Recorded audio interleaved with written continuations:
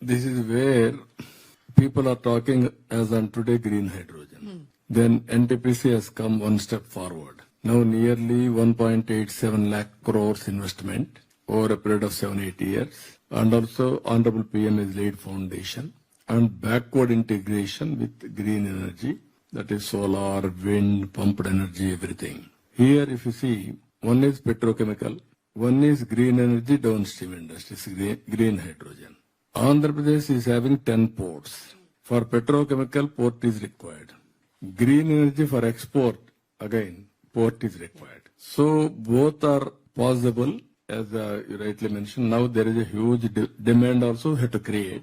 Green hydrogen, all these things. Now that is the future. For sustainability, we have to bring reforms in, I can say, fuel or energy.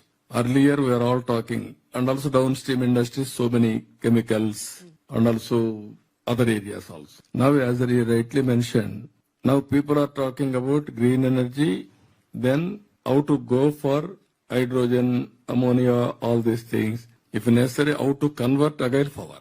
This is a very interesting situation is happening today now. For that, Andhra Pradesh is the leader.